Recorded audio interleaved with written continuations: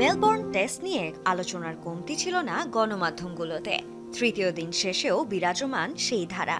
তবে সেটি অজি ক্রিকেটারকে কোহলির ধাক্কার ব্যাপারে নয়। এই খবরের শিরোনামটা ভিন্ন।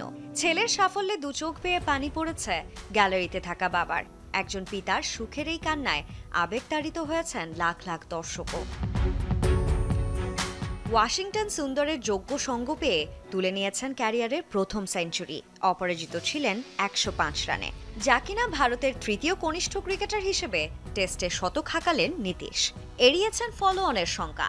এমন গর্বের সময়টা মন ভরে উপভোগ করেছেন বাবা মুত্তলা রেড্ডি। কখনো কাঁদছিলেন তো কখনো দুহাত আকাশের দিকে তুলে প্রার্থনা করছিলেন সৃষ্টিকর্তার কাছে, আবার কখনো চিৎকার করে ডাকছিলেন ছেলেকে। মুত্তলার এই কান্নাতেই প্রকাশ পেল ছেলের প্রতি তার ভালোবাসা, আবেগ, আকাঙ্ক্ষা আর ত্যাগের কথা।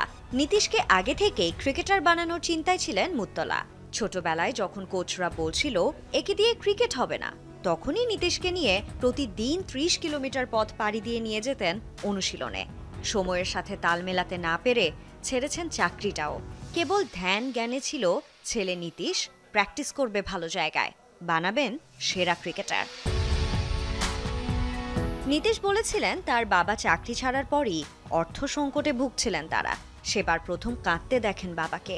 নিজ থেকে ঠিক করে নেন ক্রিকেটের প্রতি হবেন সিরিয়াস। তার ফল পেলেন আজ।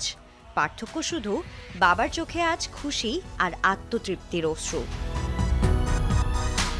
এর আগে বক্সিং ডে টেস্টের তৃতীয় দিনে অষ্টম উইকেটে ঠিক তখনই দলে ত্রাতা হয়ে ওঠেন নীতিশ রেড্ডি। ৮১ বলে ক্যারিয়ারের প্রথম হাফ সেঞ্চুরি হাঁকান এই ব্যাটিং অলরাউন্ডার। পুষ্পা সিনেমার সিগনেচার ঝুঁকে গানে হি স্টাইলে মাতলেন নীতিশ।